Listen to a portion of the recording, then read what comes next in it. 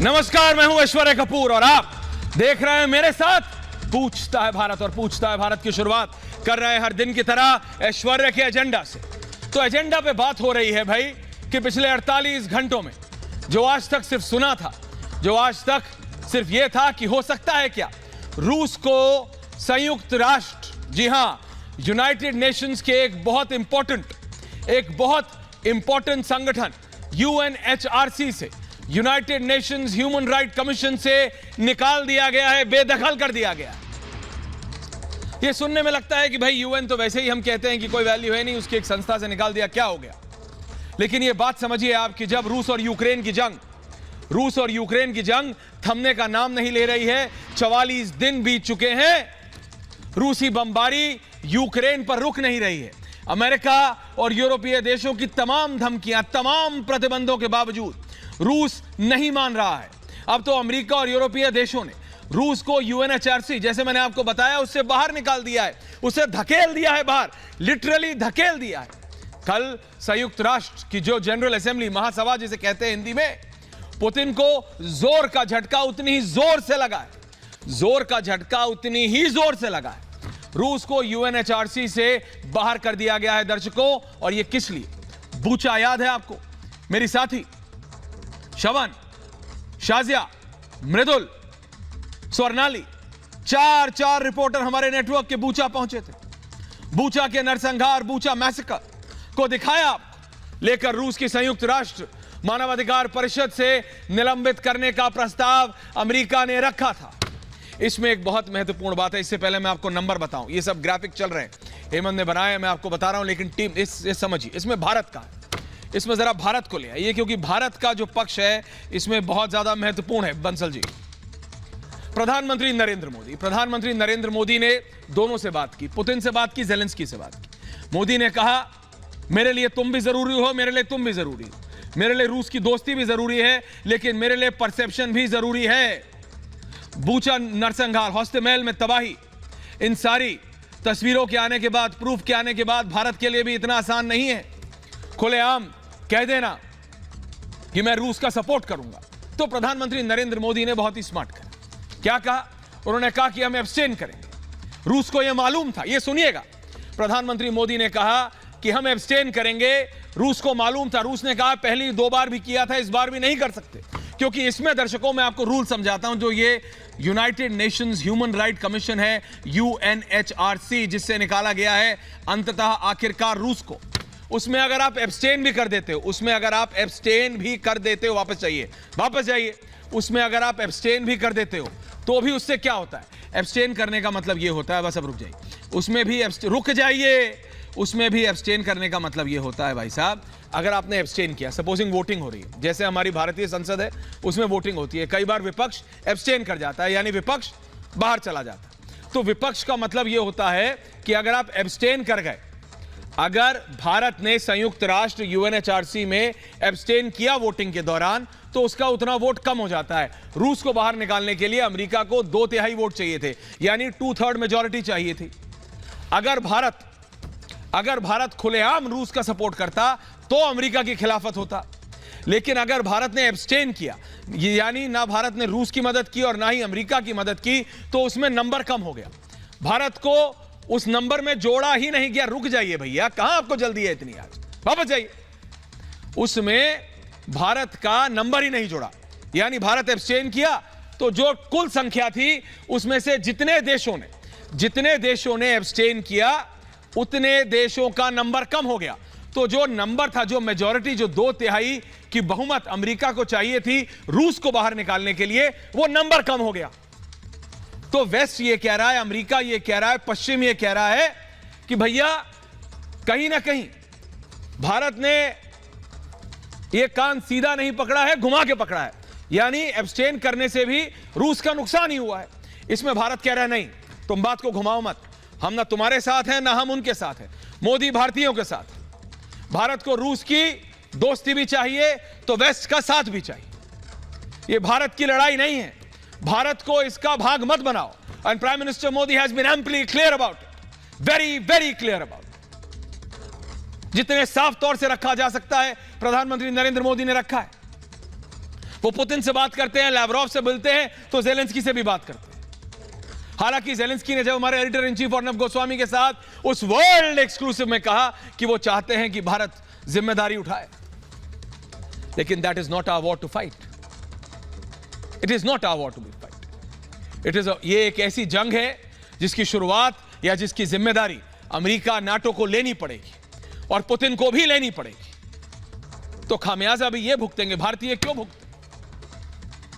अंततः ये बात प्रधानमंत्री मोदी भी जानते हैं कि अगर ये जंग एक बटन दूर है, दर्शकों बताया है मैंने आपको, फर्क नहीं पड़ता अमेरिका के पास कितने न्यूक्लियर बम है, रूस के पास कितने न्यूक्लियर बम है, बात करते रहिए बंसल जी मेरे से।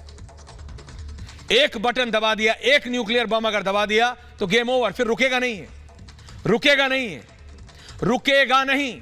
इसीलिए प्रधानमंत्री नरेंद्र मोदी ने बहुत सोच समझकर, रूस नाराज हो सकता है थोड़ा सा क्योंकि जानता है वो कि एब्सटेन करने से उसका नुकसान हुआ है रूस का, लेकिन भारत अपने फायदे की बात करेगा क्योंकि रूस क्या कर रहा है, रूस भारत के फायदे की बात कर रहा है, चीन भारत के फायदे की बात कर रहा है, अमेरिका भारत के फायदे की बात कर रहा है। क्या ब्रिटेन, बोरिस जॉनसन भारत के फायदे की बात कर रहे हैं? क्या ज़ेलेंस्की भारत के फायदे की बात सोच रहे हैं?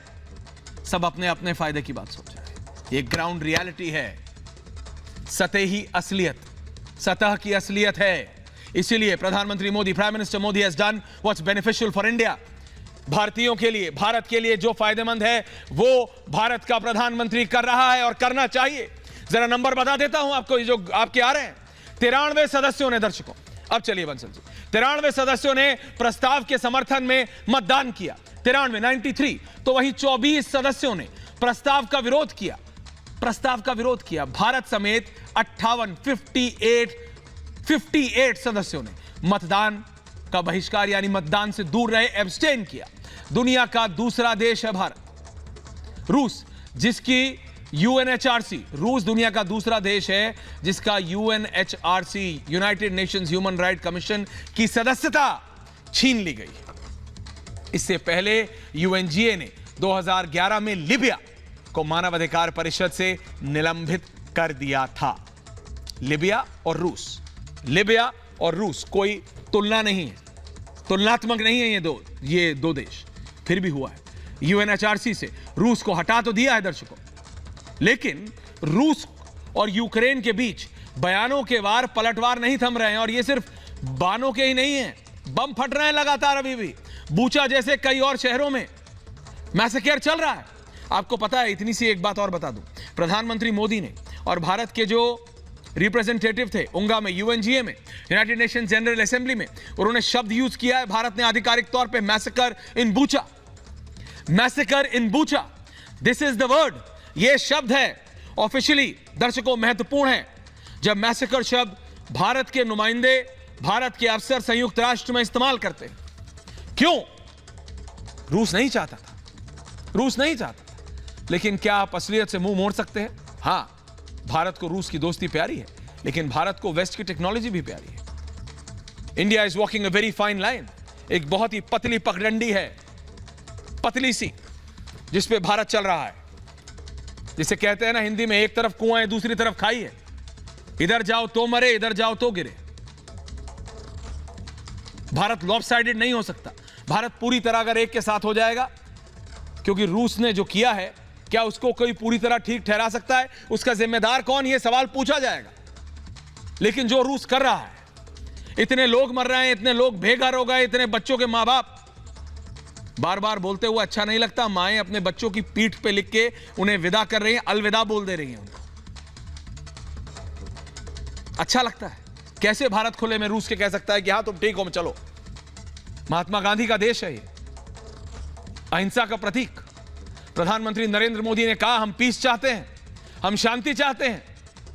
जो देश पाकिस्तान जैसे टेररिस्ट स्टेट का पड़ोसी हो और तब भी शांति प्रिय हो, तो सोचिए, हम तो दुनिया को पढ़ाते आए हैं शांति का पाठ, पढ़ा रहे हैं फिर एक बार, लेकिन भारत का फायदा ध्यान में रखते हुए, भारत का नुकसान नहीं। यूक्रेन ने कहा कि युद्ध अपराधियों के लिए यूएनएचआरसी में कोई जगह नहीं, तो वहीं रूस, सुनिएगा, रूस ने कहा इसी यूएनएचआरसी से हटाए जाने को गैर कानूनी बता रहा है रूस। दोनों के अपने अपने तर्क हैं, दोनों के अपने अपने तर्क हैं, लेकिन सवाल यूरोप, अमेरिका की कार्रवाई को लेकर है क्या यूएनएचआरसी से रूस को बाहर करने से बमबारी रुक जाएगी? क्या बूचा जैसे नरसंहार मैसेकर रुक जाएंगे? क्या हॉस्टोमेल एयरपोर्ट पे जो हुआ वो अब आगे नहीं होगा? यूक्रेन पर हमले थम जाएंगे क्या? और क्या व्लादिमीर पुतिन बैकफुट पर आ जाएंगे? आपको लगता है दर्शकों पुतिन यूएनएचआरसी की सदस्यता से इतना हिल जाएंगे क्या कि वो बैकफुट पे आ जाएंगे? क्या पश्चिमी देशों की नीयत सच में युद्ध रोकने और यूक्रेन की मदद करने की है, या यह सिर्फ दिखावा है, निरा दिखावा? इसकी कई वजह है और आप सुनिएगा अगले 30 सेकंड मैं आपको बताता हूं आज, क्योंकि पूछता है भारत कि भाई असलियत क्या है। ध्यान से देखिए, हेमंत चला दीजिए, पता चल जाएगा आपको कि ये यूक्रेन के मददगार हैं या फिर रूस के यूरोपियन यूनियन के मददगार। मेरे साथ मेजर जनरल जीडी बख्शी हैं। जनरल साहब 30 more seconds and I am coming to you sir, क्योंकि ये कुछ फिगर हैं जिसके बाद मैं आपका एनालिसिस चाहता हूं सर। ये जो विदेशी देश है सर, इन्होंने यूक्रेन को, चाहे वो यूरोप हो, नाटो हो, $1 बिलियन, जो कि एक बड़ा अमाउंट होता है, चलते रहिए बंसल जी, $1 बिलियन की सैन्य मदद कर रहे हैं। लेकिन रूस को गैस के बदले $38 बिलियन का भुगतान कर रहे हैं।